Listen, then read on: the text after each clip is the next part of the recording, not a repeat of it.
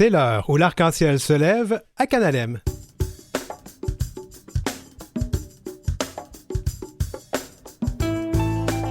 L'ex-joueur de hockey Jonathan Roy et sa nouvelle vie. Le chef-d'œuvre littéraire n'essuie jamais de larmes sans gants, porté sur scène au Théâtre du Trident à Québec. Et notre chronique littéraire, Elle comme dans Lire avec Brian Saint-Louis et la chronique Arc-en-ciel musicale avec Donald Bilodeau. L'heure où l'arc-en-ciel se lève, où la musique, les livres et le théâtre sont le pain quotidien de nos âmes.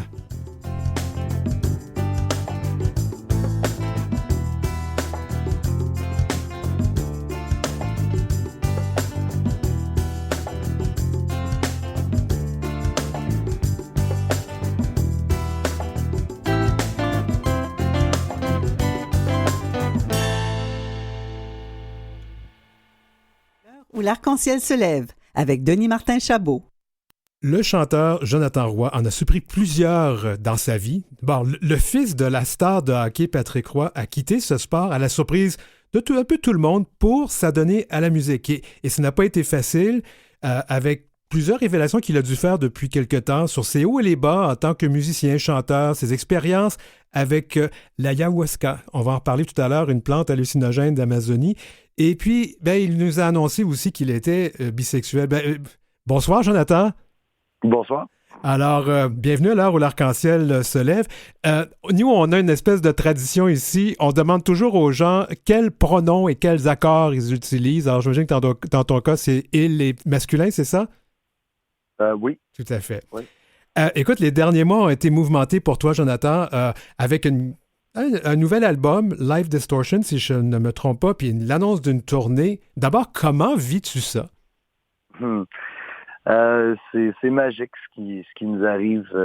Écoute, on travaille très fort depuis le début de My Lullaby et de voir que des belles choses comme ça qui nous arrivent, de pouvoir aller... En fait, tu sais, c'est comme quand tu commences à faire de la musique, ton rêve, c'est de sortir à l'extérieur, de faire des tournées. Et ça fait comme un petit bout que j'ai comme oublié ça, en fait, de juste faire de la musique et de m'embarquer dans l'aventure. Tu sais, je suis vraiment juste embarqué dans l'aventure. Puis là, que tout ça arrive, une tournée européenne, quand même une de mes plus grosses tournées québécoises. Oui. Là, tu y penses, t'es comme aïe, ok, je suis en train de réaliser des choses que depuis que je suis tout jeune, que j'ai le goût de faire avec la musique. Fait que je suis fier de moi, je suis fier de mon équipe. Puis, écoute, on s'amuse dans quelque chose d'extraordinaire. Puis il faut dire que tu te produis toi-même, si j'ai bien compris, et oui.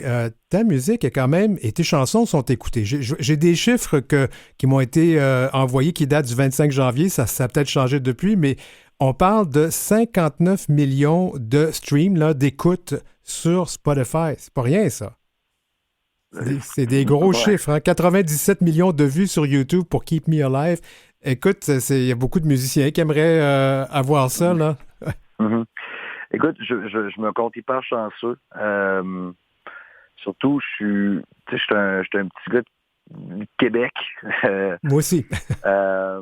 Puis sortir ta musique à l'extérieur est pas toujours facile. Puis tu sais, un peu grâce à mes parents de m'avoir éduqué en anglais pour me donner cette opportunité-là de pouvoir sortir la musique à l'extérieur parce que je suis anglophone aussi, ça m'aide beaucoup, tu sais.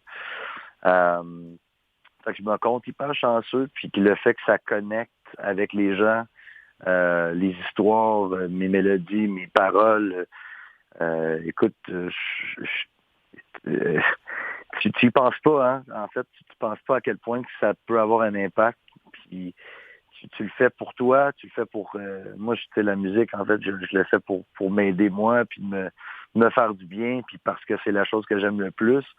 Puis en fait, de voir que ça traverse des lignes et ça l'aide des gens à travers la planète, c'est comme c'est au-delà de ce que je pensais que je pouvais faire. Tu sais. Parlons juste de ce dernier album, Live Distortion. C'est quand même spécial. C'est un album où tu te racontes beaucoup là-dedans, si j'ai bien compris. Oui. Ouais, c'est une... un album qui parle de l'acceptance de soi, surtout ma relation avec l'amour, que ce soit avec des relations personnelles, moi envers la vie, avec mes amis, avec ma famille, envers moi-même. Et c'est ça, c'est une genre de... en fait, un album que je vais écouter plus tard dans ma vie ça va comme me faire un petit rappel de OK, attends une minute, Joe, voici ce que tu as appris. Oublie pas tout ça parce que c'est là que tu as fait un gros cheminement dans ta vie, puis c'est important de ne pas le prendre pour acquis, puis de juste de te souvenir de toutes les belles petites étapes, les choses que tu as faites pour pouvoir t'avoir amélioré en tant qu'humain et musicien. J'ai lu que tu avais dans cet album-là aussi, et dans tes entrevues, parlé de l'ayahuasca. Puis là, on va s'entendre, ce n'est pas une drogue, c'est pas légal comme tel au Canada, mais c'est pas une drogue qui est illégale là, quand on l'utilise dans certains cas. Tu t'en parles, et qu'est-ce que ça t'a donné d'utiliser ça? Ça m'a... Écoute, ça a recommencé. Je suis quelqu'un qui a eu tout le temps un peu de la difficulté à me comprendre. Et j'ai tout le temps aussi aimé les expériences de vie pour pousser plus loin un petit peu ma façon de penser, de voir de la vie. Et je vivais quand même un moment assez complexe dans ma vie où que je me cherchais un petit peu. Et j'ai décidé d'aller vers cette route-là de faire une cérémonie d'ayahuasca. Écoute, il y a plein de façons de faire les choses, mais pour moi, c'était la mienne, c'est la route que je voulais prendre pour essayer d'enlever un peu d'ego, en fait, d'essayer de vraiment aller me découvrir puis avoir une conversation avec moi-même. Quand même un moment très intense où que tu vis, on dirait, plusieurs vies en 10 heures, des hauts, des bas. Tu as juste une grosse conversation avec toi-même, puis tu réalises, tu as des grosses réalisations, en fait, envers, pour moi, c'était envers l'amour et l'acceptance de soi, puis de vraiment m'accepter comme je suis et arrêter d'essayer d'être quelqu'un que je suis pas, puis que, en fait,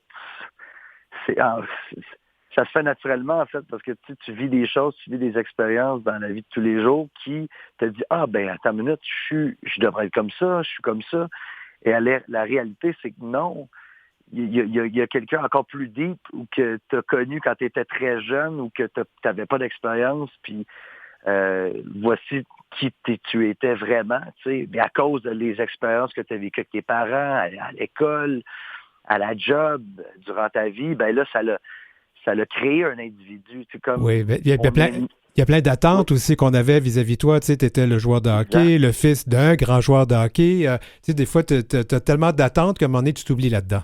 Exactement. Puis, ouais.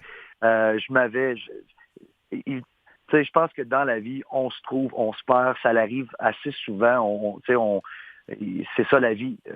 C'est vraiment un cycle d'évolution puis d'expérience.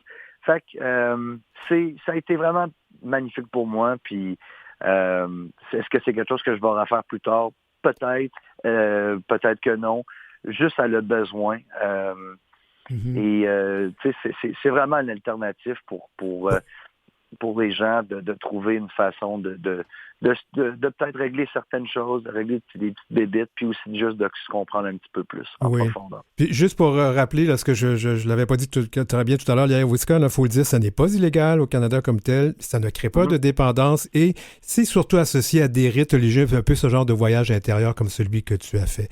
J'aimerais revenir sur cette découverte de soi parce que tu as quand même surpris beaucoup de monde, non seulement le joueur de hockey qui décide « Non, ça me le tente plus, je vais faire de la musique maintenant », puis je sais que les gens avaient été un peu durs envers toi, en fait très dur parfois envers toi dans les réseaux sociaux, mais ça aussi, tu as passé au travers. Et là, tu annonces, j'ai découvert aussi, tu t'es découvert comme une personne bisexuelle. Pourquoi cette révélation-là aujourd'hui? En fait, j'ai jamais j'ai tout le temps été hyper à l'aise avec ma sexualité.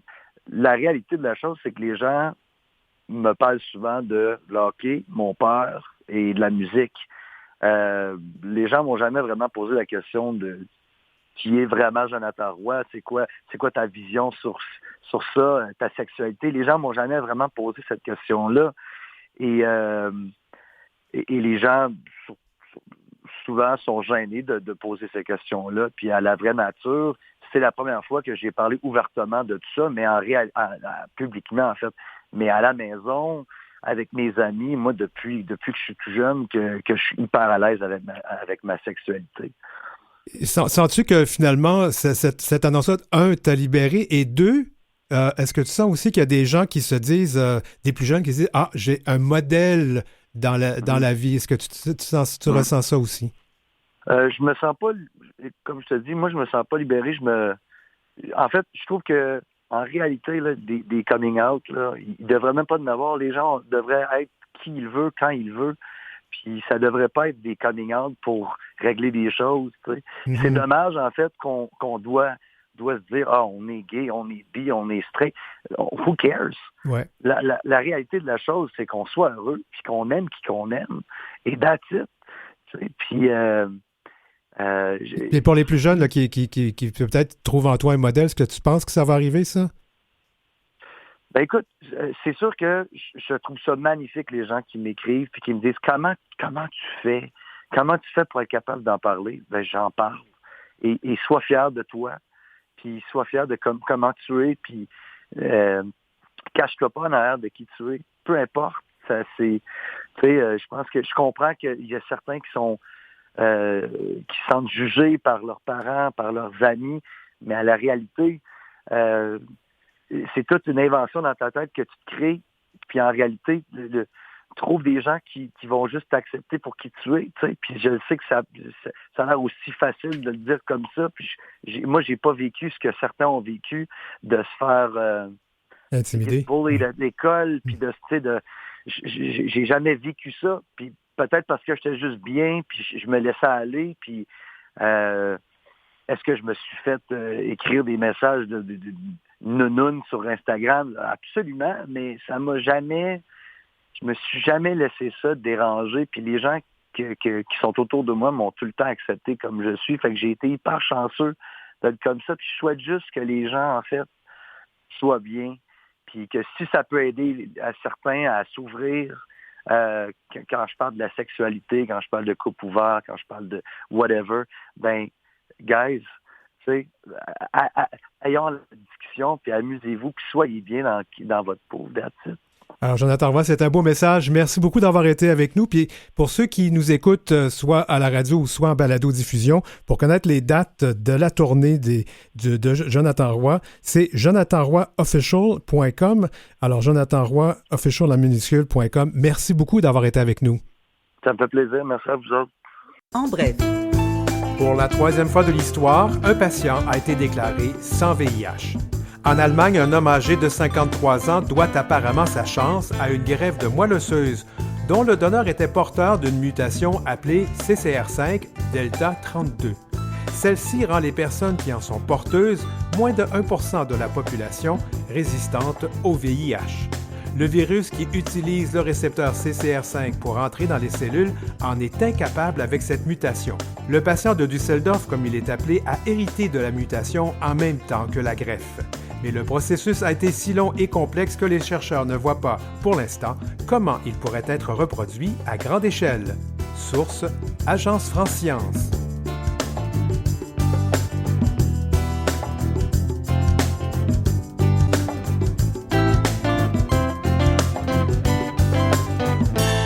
Vous écoutez L'heure où l'arc-en-ciel se lève avec Denis Martin Chabot. Vous connaissez sans doute ce roman « N'essuie jamais de larmes sanglantes » de l'auteur suédois Jonas Gardell, publié en 2013. Ce roman a été traduit en français, évidemment. Je l'ai lu, beaucoup de personnes l'ont lu. C'est une fresque historique qui raconte un peu cette résilience de la communauté gay dans les années où le sida faisait des ravages, ce qu'on appelait le sida à l'époque. On parle plus du VIH maintenant.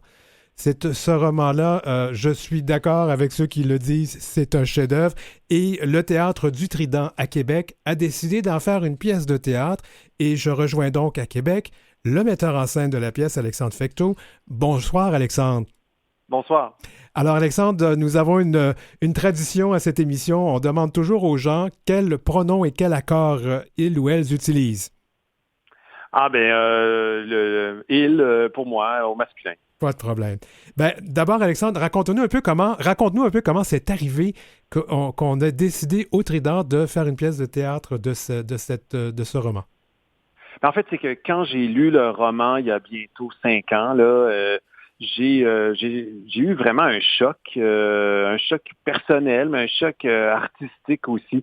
Alors, je savais depuis un bon moment que je voulais travailler éventuellement sur la thématique de l'épidémie de VIH/SIDA et je savais pas quand ça allait se faire et j'avais rien sur la table. Et quand j'ai rencontré ce roman-là, j'ai eu vraiment la sensation que c'était le moment, c'était la bonne matière. Alors, j'ai tout de suite contacté la directrice artistique du Trident, Anne-Marie Olivier, à l'époque, pour lui parler de ça. Elle a lu le roman, elle a vécu un choc, elle aussi. Elle a été convaincue très rapidement, elle aussi, qu'il y avait matière à faire du bon théâtre avec ça. Et donc, on s'est embarqué dans cette très longue aventure d'adapter ce roman-là qui est assez c'est volumineux, c'est 800 quelques pages quand même. 800 quelques, ouais, de l'adapter à la scène. Et là, très bientôt, on va arriver à l'aboutissement de ça. Ben justement, d'abord, parlons un peu de qu'est-ce que raconte cette histoire. Je vais te laisser le dire parce que c'est pas... Oui, qu'est-ce que raconte donc N'essuie pas de larmes sans gants? N'essuie jamais de larmes sans gants, pardon. Oui, on rencontre un groupe d'amis. Ils sont 7. Ils vivent à Stockholm. Hein, c'est un roman suédois, ça se passe à Stockholm. La plupart viennent des régions. Ils sont venus à Stockholm très jeunes, là, au début de l'âge adulte, là, comme chez nous, ils iraient pour aller au cégep ou à l'université. Et ils viennent dans la capitale avec l'espoir de pouvoir être eux-mêmes. Ce sont des hommes homosexuels, des hommes gays, de pouvoir trouver l'amour, de pouvoir trouver le bonheur. Et là, ils arrivent fin des années 70, début des années 80. Donc, il y a un début d'émancipation de la communauté gay à ce moment-là, des droits des personnes homosexuelles qui est en train de naître. Mais très vite, ils vont être rattrapés par l'apparition du virus, le VIH, qui va littéralement les décimer. Et donc, dans le roman, on s'attache vraiment à cette bande d'amis-là. Il y en a qui sont en couple, il y en a qui ne le sont pas. Mais ils sont très, très solidaires. Ils sont déjà solidaires par rapport au contexte social, qui est quand même encore difficile. Et quand la maladie fait son apparition, cette amitié-là, cette force-là du groupe va comme se transformer pour les amener à passer au travers de ce que l'épidémie leur impose. Et donc, même si c'est extrêmement dur, il y a ce récit-là de solidarité, d'amitié, malgré les difficultés, malgré la mort, vient vraiment amener de la beauté au travers de ça. Et ça fait quelque chose d'extrêmement émouvant. C'est un roman qui aurait pu être écrit aux États-Unis, qui aurait pu être écrit au Canada, à Montréal, dans les mêmes années, parce que ça se ressemble beaucoup. C'est un peu ce qui fait la force de ce texte, parce qu'on se reconnaît. Moi, je suis un petit peu plus vieux que toi. J'ai vécu les années où j'ai perdu combien d'amis qui sont morts du sida à l'époque. Alors, on se reconnaît. J'ai pleuré en lisant ce livre. Beaucoup de fois, j'ai pleuré. Est-ce que je vais devoir apporter une boîte de mouchoirs au Trident? J'ai bien peur que oui, parce que ce serait dénaturer l'œuvre que d'essayer d'atténuer ça. Je veux dire, ce que tu racontes, justement, les gens qui ont perdu beaucoup d'amis, c'est un peu l'expérience qu'on va vivre là en tant que spectateur. On peut pas passer à côté de ça. Hein? Donc, c'est comme si on se fait des amis en début de spectacle, puis qu'éventuellement, on va les perdre, là. Ça a l'air cruel, là. Peut-être que je dis pas des choses qui vont donner le goût de s'acheter des billets, mais je pense qu'en bout de ligne, c'est une expérience. Il y a quelque chose de transcendant là-dedans parce que il y a il y a des choses qui ressortent de ces épreuves-là. Et oui, on va pleurer, oui, ça va être dur, mais c'est aussi ça la force du théâtre, hein, c'est que on vit les choses ensemble. Je pense que pas que ça les atténue, mais je pense que alors que le roman, c'est une expérience vraiment intime, qu'on peut avoir le goût de partager, mais on est un peu pris avec nos émotions à quelque part. T'sais, on est seul avec elle, puis les gens qui nous entourent sont pas au courant du tout de ce qu'on est en train de vivre là, quand on lit un roman, à moins qu'ils l'aient lu eux-mêmes précédemment. Mais au théâtre, il y a la force du groupe et de la communauté. Puis ça, je pense que ça va quand même ajouter une dimension à cette expérience, à l'expérience d'être confronté à toute cette difficulté-là, toute cette tristesse-là. Mais je pense qu'il en ressort quelque chose on va le partager, on le reçoit ensemble. Fait que je pense que ce ne sera pas juste dur. Comment c'est fait l'adaptation? Parce que là, on en a parlé que c'est 825 pages, si je me rappelle bien. Et là, on fait un spectacle qui va durer combien de temps là, avec tout ça? Ben, c'est un spectacle assez long, hein. On s'entend, là, ça va être une grosse soirée, là. Je pense, on le sait pas encore complètement parce qu'on est vraiment au cœur de la création en ce moment, là. Mm-hmm. Le spectacle est dans quelques semaines. Mais on parle d'un spectacle qui va durer avec l'entracte, là, probablement 3h30, là. C'est une saga. On a renoncé à énormément de choses, hein, dans l'adaptation. Pour ceux qui ont lu le roman, on sait que on fait des détours très, très longs détours par le passé, l'enfance des personnages. Oui. Ça, malheureusement, ça n'a pas pu être retenu dans notre adaptation. Juste de se concentrer sur le présent des années 80, ça fait qu'on fait quand même un spectacle de plus de 3 heures, là.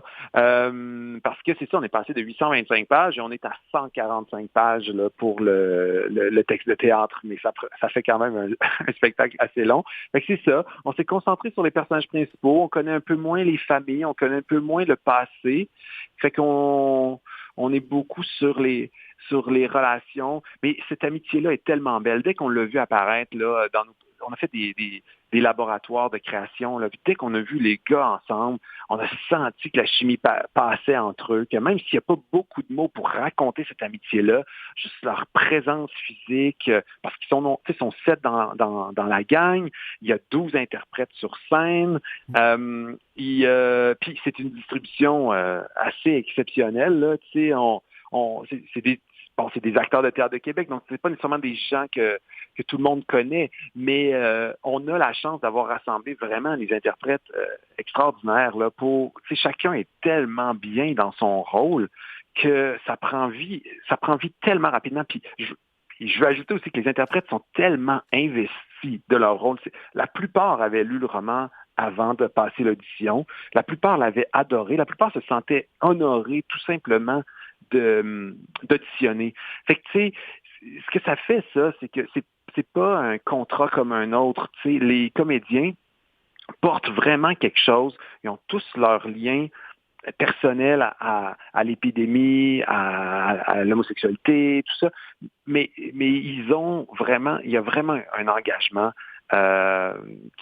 qui paraît dans le travail. J'ai certainement hâte de voir ça. Il y a beaucoup de thématiques, il nous reste un petit peu de temps, il y a beaucoup de thématiques qui ressortent au niveau de l'intériorité ou l'intériorisation de l'homophobie, parce que la sérophobie est très, très ancrée dans l'homophobie. Alors ça, on va voir ça aussi, j'imagine, sur scène. Ben oui, puis on voit comment aussi ça... la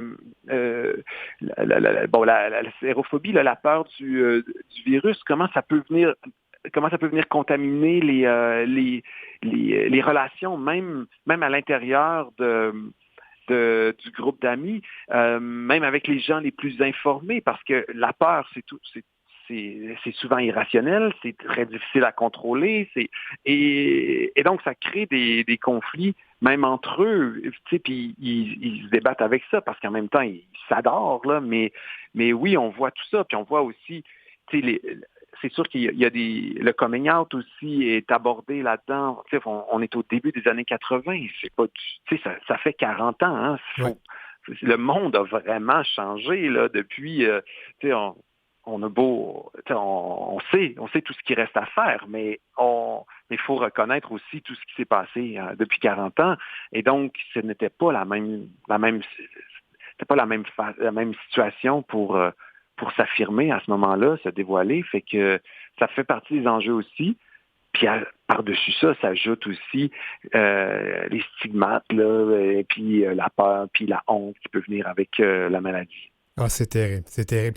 Donc, si je vais reprendre N'essuie jamais de larmes sans gants, ça va être présenté au Trident du 7 mars au 1er avril 2023. Alors, c'est le temps d'acheter les billets. Moi, je vous le dis, j'ai acheté les miens ce week-end et puis, ça commence à se remplir pas mal. Alors, j'avertis tout le monde, c'est le temps d'y aller. Sinon, Alexandre, est-ce qu'on peut espérer que cette pièce de théâtre soit présentée ailleurs, comme ici à Montréal ou peut-être ailleurs au Québec ou peut-être dans le monde? Oui, bien c'est mon souhait. Pour le moment, il n'y a rien d'attaché. C'est sûr qu'il y a beaucoup de gens à Montréal qui sont au courant du projet depuis longtemps, qui vont venir le voir. On se croise les doigts que ça débouche sur une diffusion. Bien, Alexandre Fecteau, metteur en scène de la pièce N'essuie jamais de larmes sans gants, qui sera présentée au Trident à Québec du 7 mars au 1er avril 2023. Merci d'avoir été à l'heure où l'arc-en-ciel se lève. Merci beaucoup.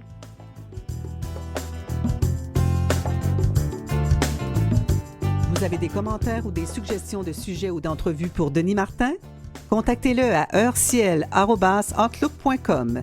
C'est heureciel en un seul mot et en minuscule @outlook.com.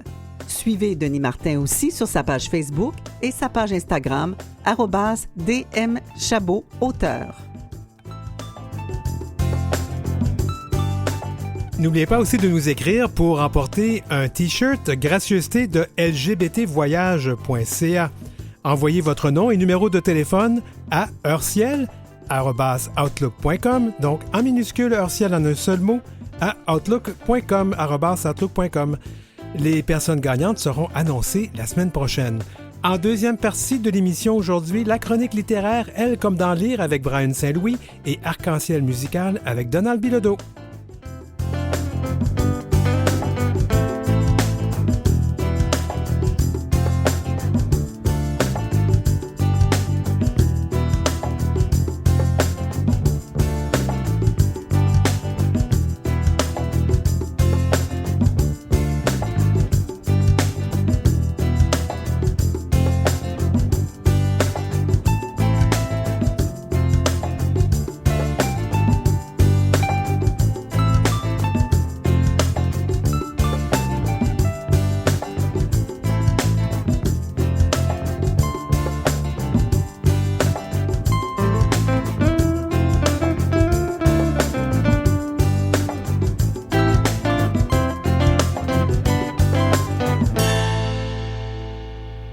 De retour à l'heure où l'arc-en-ciel se lève.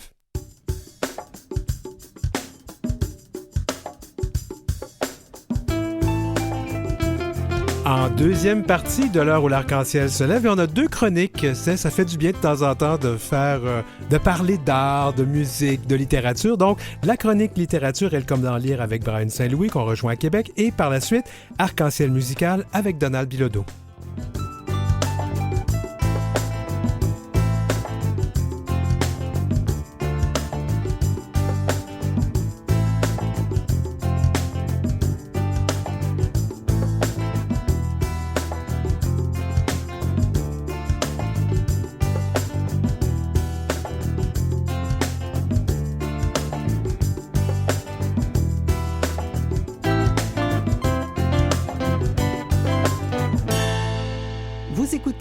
L'heure où l'arc-en-ciel se lève, avec Denis Martin Chabot.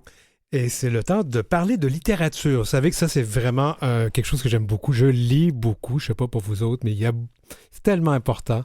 Ça meuble nos esprits. Et c'est, comme j'ai dit tout à l'heure, c'est une nourriture pour l'âme aussi. Alors, on va recevoir directement de Québec Brian Saint-Louis. Et là, je vais faire quelque chose que je vais arrêter de demander ça. On me dit, ben là, t'es chroniqueuse, Denis Martin, tu devrais savoir quels pronoms et quels accords ils utilisent. Ça, je le demande plus. Alors, Brian Saint-Louis à Québec, comment ça va? Ça va bien. Bonjour, M. Chabot. Alors, Brian, on te rejoint par Zoom. J'avoue que la première demi-heure d'émission, les entrevues étaient faites par téléphone et je trouvais ça pénible. Je n'aime pas le son du téléphone à la radio, mais on va s'habituer à habituer tout le monde à prendre se faire ce bon geste d'aller sur des visioconférences. Puis ce que les gens ne savent pas, c'est que même si tu es à Québec, moi je te vois, puis tu me vois. Alors, Ah. ouais. Puis Québec est à l'honneur aujourd'hui entre le joueur de hockey des Remparts puis Ouais. Alexandre Fecteau. Oui, oui, oui. Puis oui, on a parlé justement si jamais de Larmes sans gants, un chef-d'œuvre à mes yeux qui va être porté sur scène. C'est dont on parlait à Québec. Et moi, je suis natif de Québec. Alors, on est pas mal de monde de Québec, là, à part Oui. Donald qui va venir tout à l'heure à l'émission. Ah, puis il faut aller voir Alexandre, ses pièces, c'est toujours super intéressant, c'est toujours bien monté, là, donc raison de plus ça, d'aller le voir si vous avez aimé le livre, là. Ah oui. Alexandre, c'est toujours bien fait, ses projets, puis plein de bons acteurs de Québec qui vont être à son projet, là. Moi aussi, j'y vais, j'ai bien. Ouais, moi, j'y vais le 10 parce que c'est la soirée où il y aura la discussion avec, je pense que la personne qui a fait l'adaptation, Véronique Roy, si je ne me trompe pas, et Alexandre serait là et les acteurs et actrices aussi seraient là à ce moment-là. Alors, Bon. j'ai hâte de voir. Bon, allez, on est supposé parler de littérature ici. Ben, on en parlait parce que c'est quand même un très, très beau roman qui a gagné le prix des libraires du Québec pour le roman étranger, je pense qu'en 2019, si je ne me trompe pas. Mais en tout cas. Alors, Brian, toi, tu vas nous parler d'un livre qui s'appelle Cocorico. Les gars, Oui. faut qu'on se parle de Michael Bergeron, ou Michael Bergeron, je devrais dire. Michael, oui. Oui, Michael Bergeron, c'est parce que j'avais mal lu, j'avais vu un H du cas. Donc, chez Somme Toute. Alors, pourquoi on parle de ça aujourd'hui? Oui, mais peut-être un livre dont vous avez entendu parler. Il y a eu quand même beaucoup de promotions. On l'a vu, Michael Bergeron, tout le monde en parle, entre autres, aller parler de son livre. C'est un sujet qui a vraiment suscité beaucoup, beaucoup de réactions. Oui, vous pouvez vous demander pourquoi je vous parle de cet essai-là aujourd'hui. Lui-même le dit au début de son livre, là, c'est un livre qui s'adresse à l'homme blanc hétérosexuel. Donc, pourquoi je vous en parle aujourd'hui? C'est sûr que dans son livre, là, il parle de beaucoup de sujets qui vont vraiment concerner les hommes et les femmes hétérosexuelles. Bon, c'est la relation, on essaie d'ouvrir les yeux aux hommes sur les problèmes que vivent les femmes, les discriminations, les difficultés. Mais ces quêtes-là des femmes en tant que membres de la société, ben, ça nous touche quand même. Puis comme il l'a dit lui-même, ce sont souvent des sujets puis des thèmes qui sont portés par les hommes de la communauté LGBTQ+, parce on y est sensibilisé beaucoup. Et dans son essai, là, qui est toujours sous forme de carnet, il aborde différents thèmes. Il y en a plusieurs aussi qui peuvent parler à la communauté LGBTQ+. C'est pour ça que j'ai décidé, mais c'est pertinent que je vous en parle. On va parler quand même de l'homme aussi de façon très générale et ça rejoint beaucoup de questions que des gens de la communauté se posent. On va parler d'hétéronormativité, on va parler de couple, on va parler de virilité, on va parler du corps, des muscles, on va parler de la grosseur du pénis de quelqu'un en disant que pour la virilité, c'est important. Et c'est des thèmes là, qui résonnent chez nous aussi, même si on n'est pas un homme blanc hétérosexuel. Ce sont des questions qui reviennent souvent. Là. C'est quoi un vrai homme? C'est quoi être un homme? C'est quoi être assez homme? Donc, c'est des enjeux qui nous touchent aussi, puis c'est une relecture intéressante qu'on peut avoir là, comme membre de la communauté de lire ce livre-là. À partir de la perspective d'une personne hétéro, parce que, ben là, je te confie, moi, Brian, moi comme auteur, là, mettons mon autre chapeau, là, c'est le thème de ce que j'écris, c'est quoi être un homme? C'est quoi être amoureux? C'est quoi la vie à deux? Mais écoute, je t'interromps, mais je trouve ça intéressant de le lire à partir de cette perspective-là de l'homme hétérosexuel. Ben c'est ça, puis, mais c'est quand même des thèmes universels. Puis il va parler quand même d'homosexualité, il va parler d'homophobie, il va parler du comportement des hommes là, par rapport à ces questions-là. On sait les initiations au hockey dernièrement, c'est un thème qui est revenu un peu dans l'actualité. Donc, c'est des thèmes qui abordent. Tout ça pour vous dire que comme alliés, on se sent interpellé par ces thèmes-là. On se sent interpellé quand même par ce qu'ils abordent comme enjeu, comme question. On se place en 2023, on se dit, c'est-tu des choses qu'on a le droit de faire ou qu'on n'a plus le droit de faire encore aujourd'hui? Donc, vraiment des comportements problématiques là, qu'on peut voir dans notre entourage. C'est des questions qui nous concernent tout à fait aussi. C'est pas un livre qui est parfait, moi, que j'ai trouvé quand même. L'auteur fait quand même des déclarations là, un peu choc sur la virilité, par exemple. Il va dire, en 2023, quelqu'un de viril, c'est Dwayne Johnson, The Rock. C'est ça. Là, on est comme, ça serait sujet à un débat peut-être un peu. Sa vision de l'homme aussi, là, il nous parle beaucoup d'hommes tirés de téléséries, de films américains. On n'est pas toujours dans le réel. Des fois, c'est des séries qui datent de quelques années quand même. Il parle beaucoup de The Office. Il va aussi parler de l'homme québécois moyen. Il y en a une certaine idée, puis ça confronte un peu notre vision de la société là, quand on est justement un peu plus dans des marges. On se dit, ben voyons, est-ce que cet homme-là existe encore à ce point-là? Est-ce qu'il est toujours à ce point-là majoritaire? On aurait aimé qu'il parle peut-être plus d'actualité, d'exemples québécois, qui étoffe son propos, là. Donc, c'est pas un livre qui est parfait. Tu mentionnais tout à l'heure queer. Lui-même se dit queer. Il en parle dans le livre, mais il aborde ce sujet-là excessivement rapidement. Donc, on aurait aimé ça peut-être qu'il y ait des choses qui soient un peu approfondies dans son livre. Mais malgré toutes les réserves, c'est un livre qui est intéressant, qui va susciter la discussion. Même si on est d'accord ou pas d'accord, on en parle de ce livre-là quand on l'a lu. Ça suscite énormément de conversations. Où en est la masculinité et l'homme en 2023? C'est très pertinent. Les femmes peuvent le lire parce qu'ils peuvent se poser des questions. Les lesbiennes aussi, tout le monde finalement. Il y a beaucoup de conversations qu'on peut avoir avec cet essai-là, même si on aurait aimé peut-être là, qu'il aille un petit peu plus loin et que ça nous dérange un peu plus parce que les thèmes qu'il aborde parfois ne nous choquent pas autant qu'on aurait voulu. Quand on est... Tout dépend là où vous êtes dans votre connaissance là, des luttes féministes et sociales parfois, là, mais un livre quand même très intéressant, donc vous allez parler beaucoup Moi, avec vos amis après l'avoir lu. Moi, j'aurais une recommandation à lire pour ceux ou celles ou celles qui veulent approfondir.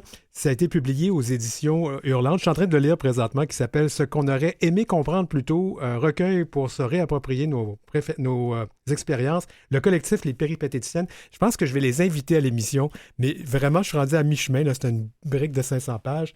Et ça approfondit un peu ces thématiques-là, mais je vais lire le livre que tu nous proposes, ça c'est clair. Ah, c'est intéressant des essais, ça nous fait réfléchir parfois. Donc, Cocorico, c'est chez Somme Toute de Michael Bergeron, qui est aussi chroniqueur au journal La Tribune à Sherbrooke. Donc, vous le lisez possiblement partout dans les journaux.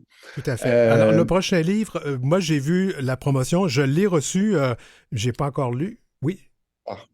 Tu as lu en lisant N'essuie jamais de larmes sanglantes. C'est le prochain livre qui te fera pleurer. Je te l'annonce tout de suite. Oui.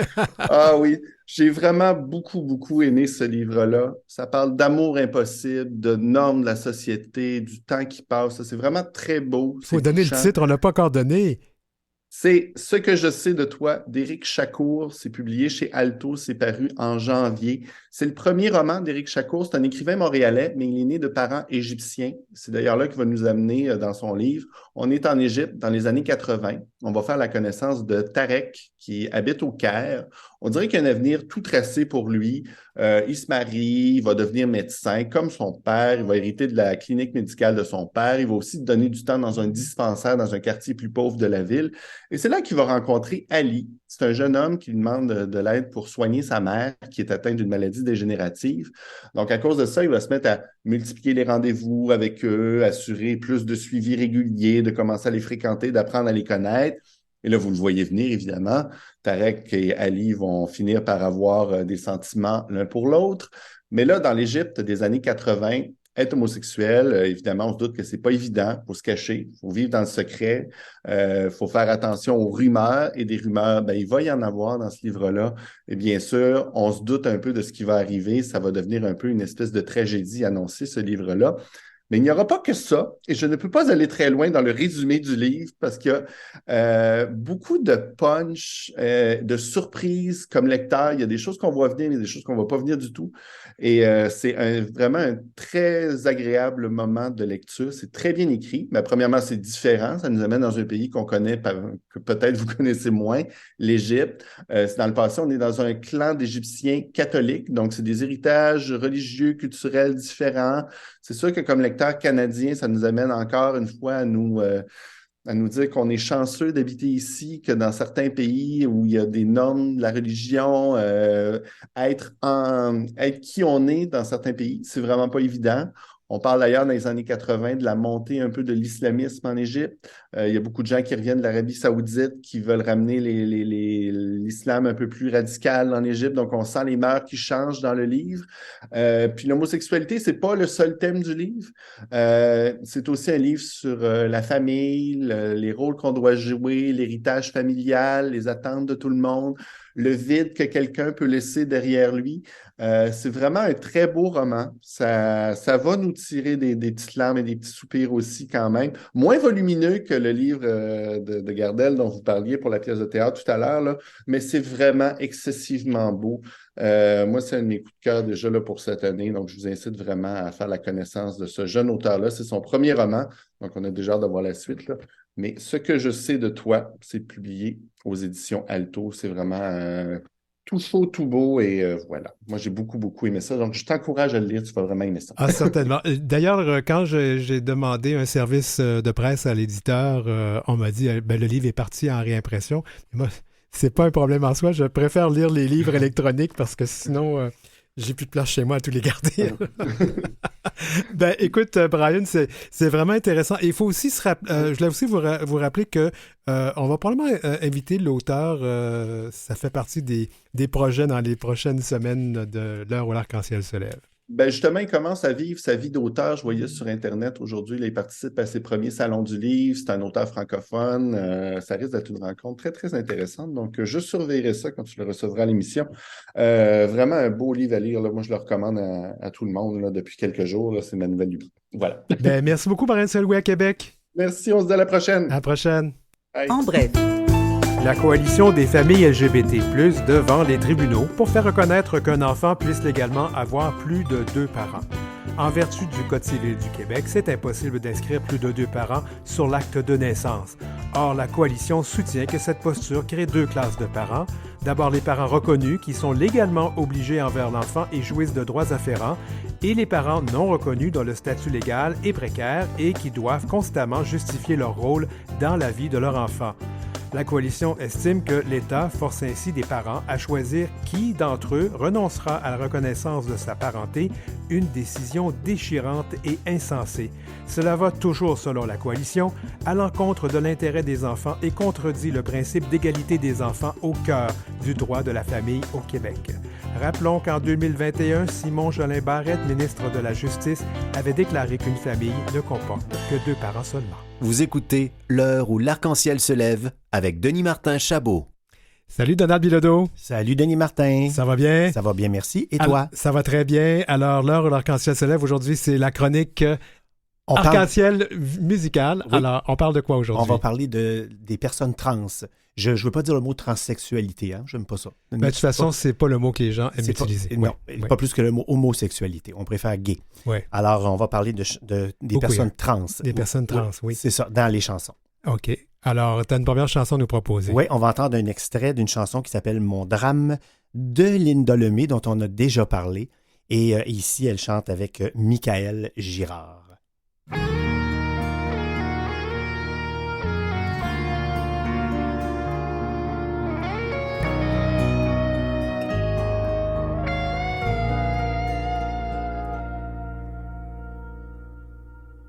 Bien sûr, c'était mon drame, c'était mon grand secret.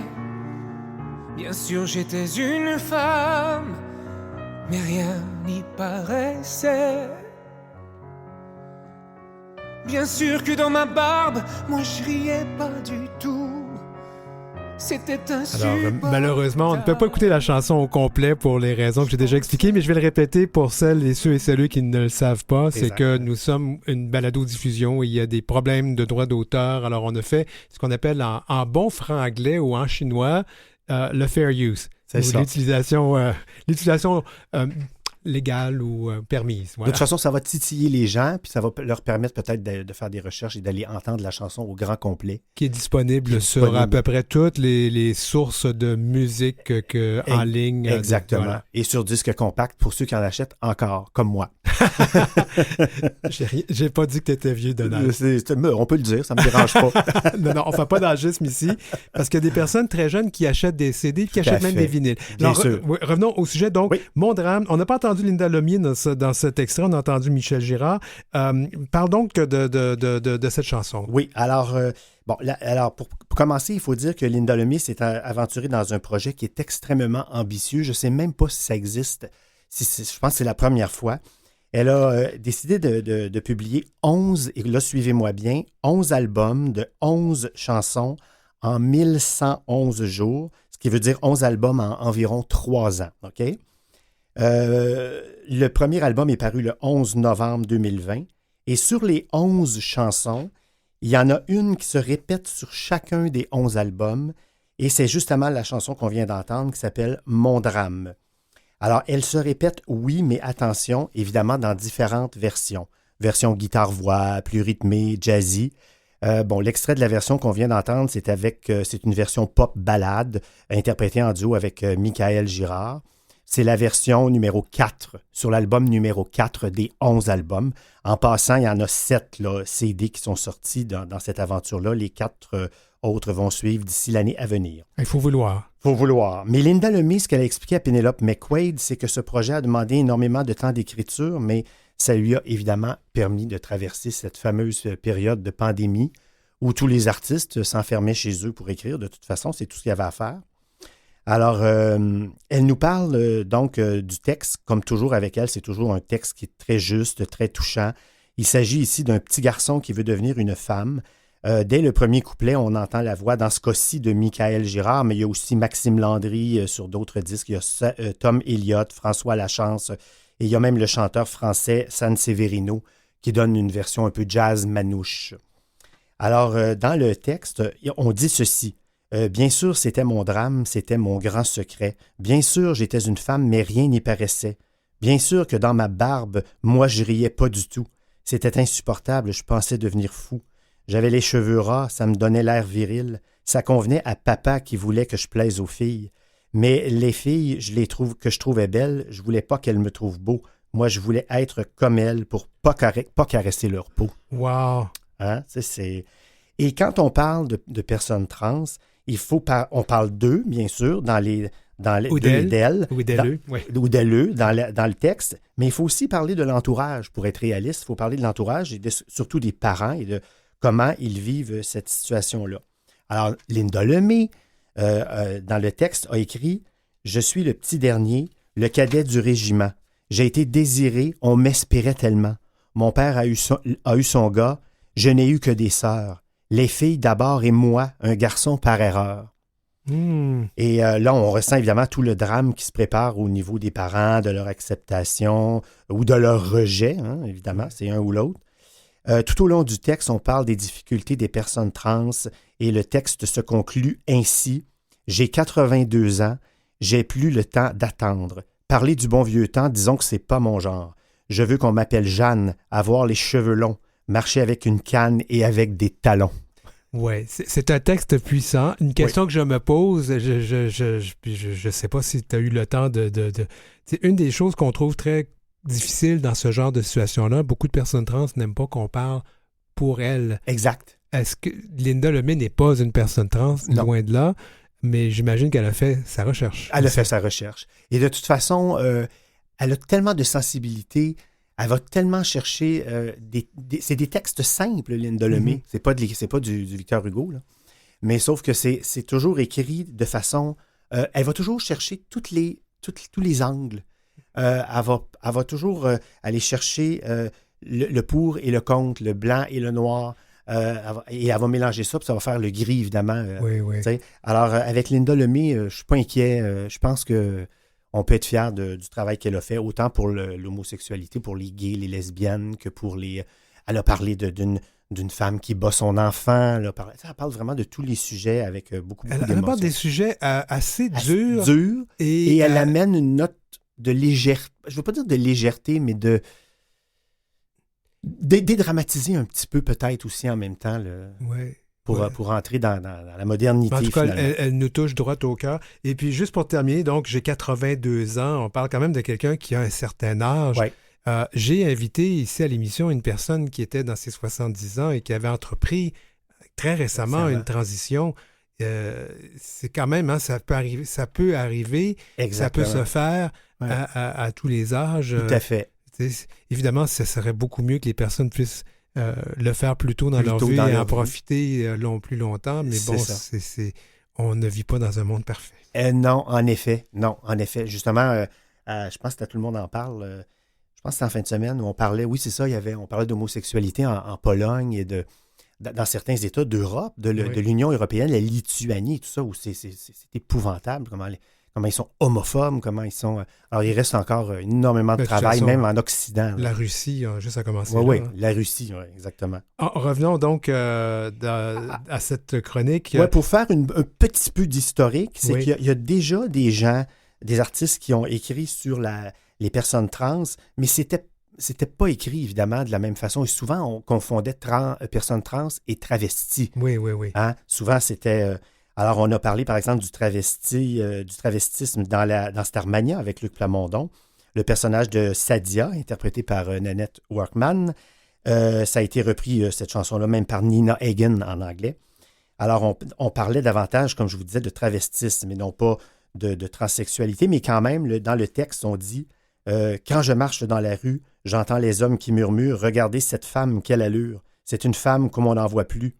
Est-ce une star en déconfiture? Est-ce une étoile du futur? Regardez-moi cette chevelure d'un bleu azur. Si vous pouviez me voir toute nue, me voir sous toutes mes coutures, messieurs, vous ne seriez pas déçus de découvrir ma vraie nature. » De façon plus rigolote, souvenons-nous dans les années 60 de Sylvie Vartan qui chantait « Comme un garçon ». Hein? Comme un garçon, j'ai les cheveux longs, comme un garçon. Et ça avait été repris par Madame Chantal Renaud chez nous. Mais c'était évidemment d'une façon très, très légère. Mais on était dans les années 60. Ah, puis on va parler aussi de la grande Mylène. Mylène Farmer. Oui. Qui, elle... Je l'adore. Oui, moi aussi. Et elle est québécoise, pour la petite anecdote. Hein, elle est née à Pierrefonds, même si elle est à peu près jamais venue donner de concert à Montréal, la vilaine. Oui. Toujours est-il qu'en 1987, elle lançait une chanson qui fut un énorme succès qui s'appelle « Sans contrefaçon ». Alors, il s'agit d'une femme qui veut être un garçon ici. Alors, dans le texte, elle évoque l'identité de genre et c'est basé sur sa propre enfance à Mylène Farmer, qui était souvent prise pour un garçon, avait-elle expliqué un jour. Et dans le texte, elle dit « Dis maman, pourquoi je ne suis pas un garçon, puisqu'il faut choisir à mots doux, je peux le dire. Sans contrefaçon, je suis un garçon, et pour un empire, je ne veux me dévêtir, puisque sans contrefaçon, je suis un garçon. Tout seul dans mon placard, les yeux cernés de noir, à l'abri des regards, je défie le hasard. Dans ce monde qui n'a ni queue ni tête, je n'en fais qu'à ma tête. Un mouchoir au creux du pantalon, je suis chevalier d'Éon. Wow. Alors là, on sent la volonté de vouloir s'affirmer. On est dans les années 80 et avec Mylène Farmer, ça a quand même bien passé. Et il y a une autre chanson dont tu veux me parler. Oui. Alors, j'aimerais qu'on en entende peut-être le petit extrait qu'on peut entendre. La chanson s'appelle « Coming Out » du chanteur français Alexis H.K.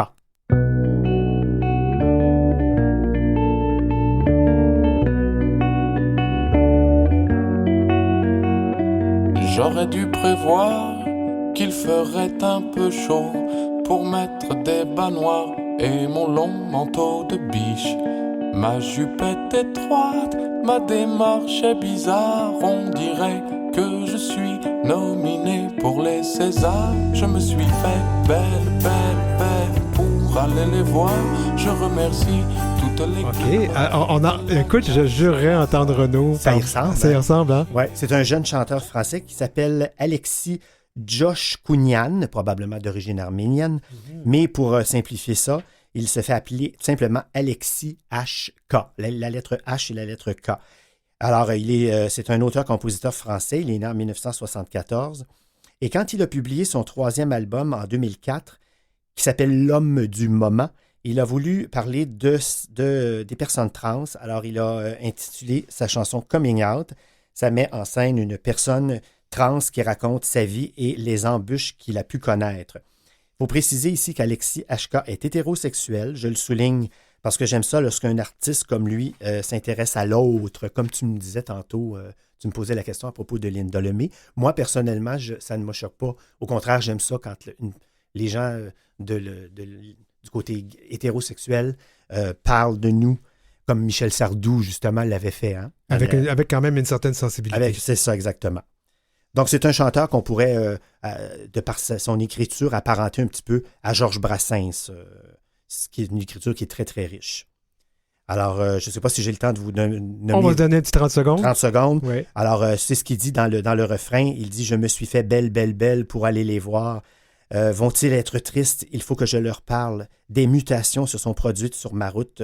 Je m'en vais déverser les flots de mon coming out. » Je vous invite à aller sur YouTube, tout simplement, pour découvrir ces chansons-là ou sur les sites de téléchargement légaux, bien sûr. Merci beaucoup, Donald Bilodeau. Merci à toi.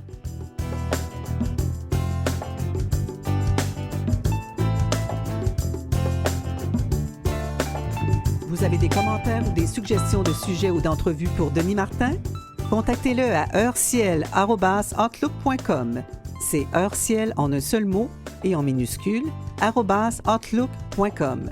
Suivez Denis Martin aussi sur sa page Facebook et sa page Instagram @dmchabot-auteur. Alors, c'était l'heure où l'arc-en-ciel se lève pour ce lundi 13 février 2023. Merci à l'équipe. Alors, d'abord, merci à nos invités, Jonathan Roy, Alexandre Fecteau du Théâtre Le Trident, Perrine Saint-Louis qui a fait notre chronique littéraire et Donald Bilodeau. Merci à l'équipe, France Dauphin à la recherche, Maurice Bolduc à la mise en onde, Julie Curley pour la musique thème de notre émission, Gerly Ormelette aux réseaux sociaux de Canal M, Jean-Sébastien Laliberté, chef de diffusion de Canal M, et Marjorie Théodore, présidente et directrice générale de Vue et Voix et de Canal M. Merci de votre fidélité à l'émission. N'hésitez pas à communiquer avec nous et aussi pour gagner le T-shirt, vous avez jusqu'au 13, donc heureciel@outlook.com. Je m'appelle Denis Martin Chabot. À la semaine prochaine.